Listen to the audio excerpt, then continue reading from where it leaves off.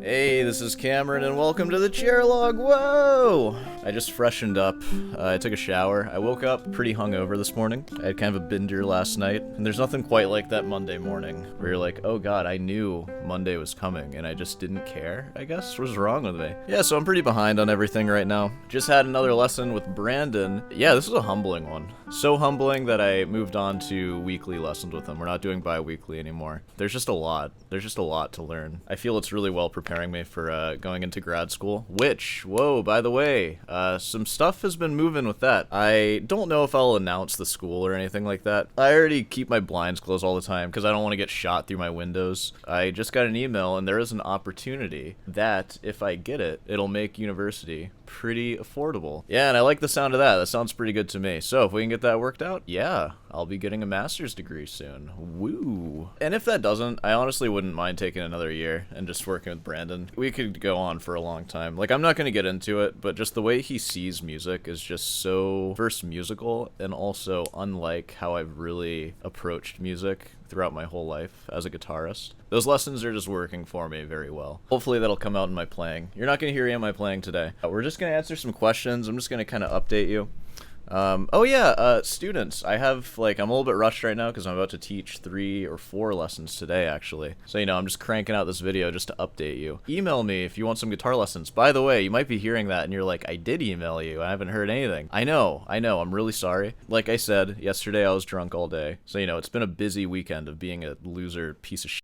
I promise I'll get back to you, but I'll go ahead and say they are completely full. I don't have any spaces open right now. But that doesn't mean that you shouldn't reach out, because you can always just go on the waiting list. So if you send me an email, even though you're not going to be able to get into lessons immediately, let me know when you're available. I'm most available Monday through Thursday, 4 through 8 p.m. Eastern Standard Time. And I also teach Friday, 10 a.m. through 1 a.m. Those are 3 slots right there. And if you have any times in there that align with that, just send me an email that's like, hey, I want to be on the waiting list. Here's when I'm available in that window. And I'll keep that in mind if a slot opens up and it happens to align with your schedule. Boom, you're in. Oh, another update. I did laundry. Woo! This is a clean sweatshirt, y'all. What's up?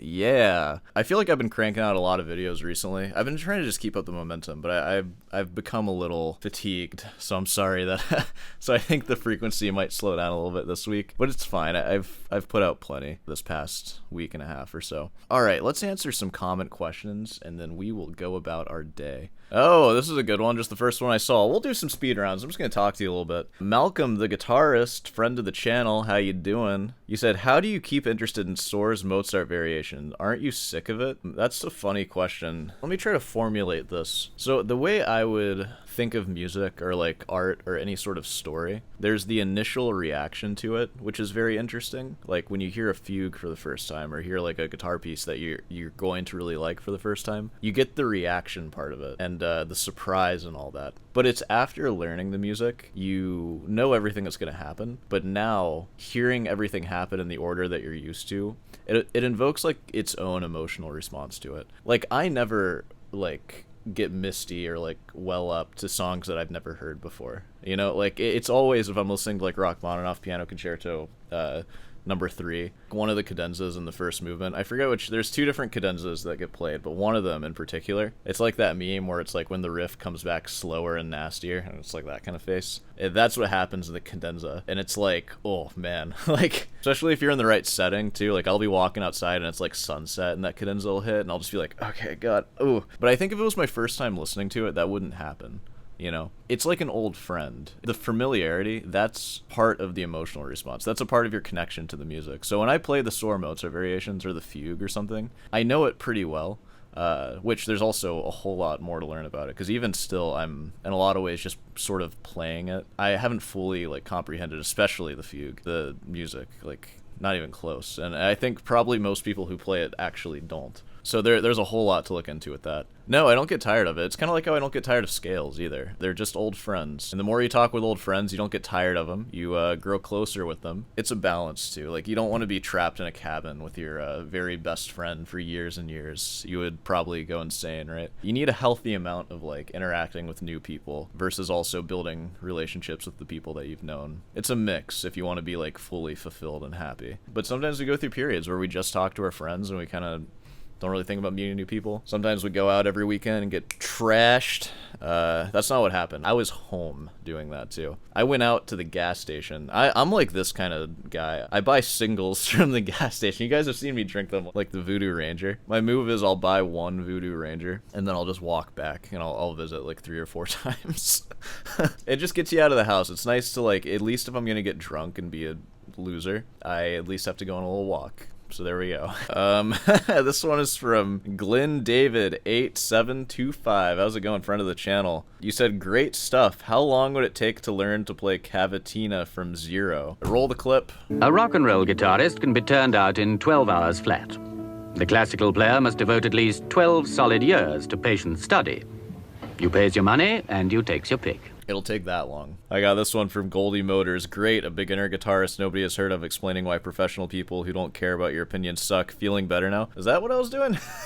First off, I'm not a beginner guitarist. Forever intermediate here. Get it right. Yeah, a lot of you under the impression that I hate the subjects of the videos that I make. It tends to be the other way around for the most part. I tend to be more comfortable making videos on people who I do actually respect. Like Rick Beato, for example. I've been watching him for years. I didn't watch him in the beginning. I have a friend who watched him since the beginning because he liked his advanced theory stuff. That's the same anonymous friend who's come on and talked Bach with me. One of the things that I'm inspired by with Rick Beato is, and it's something that I emulate here, or I try to emulate, is him putting his personality into the stuff that he shares. And it makes it very compelling. Like, obviously, he's a very successful... Like, I don't think if he was just a faceless, like, just droning voice explaining all the stuff that he explains, he would be very popular. Because I think that's how he kind of started out. It was just like theory videos, you know? So he's kind of one of those examples that I've drawn on where it's like you can have your thing if you're passionate and you love your thing, add your personality to it, and that becomes compelling and people will watch you. This one is from my T-channel wife. He said, you wimped out, dude. And this is on the Jimi Hendrix video. There are a lot of good, and he's saying that in quotes. Like I said, there's a lot of good about this, which there was. You wimped out on Hendrix, man. All of a sudden, you're playing it safe? What happened? Granville got to you? LOL. You know what? Maybe he did get to me. Maybe I'm reflecting on my ways. I mean, when I make those videos, I'm trying to do 2 things. First, I'm trying to, like, roast and be funny. I'm also going to be honest with you, too, about how I feel. And I also want to challenge myself. And by challenge, I mean, like, just be contrarian. Because I feel like it would be easy for me to say that I hated that. But I do see some good in it, despite that being the easy target. So I wanted to go against that. That's just, I don't know, it just felt more fun to do that. I don't know, that's how it's gonna go sometimes. I'm just gonna say whatever I feel. And when I was watching that Jimi Hendrix one, I felt like I didn't hate it. I don't think I've wimped out or lost my edge on that. There's more stuff coming. If I had to compare like that versus the Tommy Emmanuel one, because it's less abstract than the Jimi Hendrix one, it's a little easier to sort of pick apart and make fun of. I still found my little things in there, as you heard, but the video wasn't that long, and I kind of said all the things that I said, and you know, at the end of the day,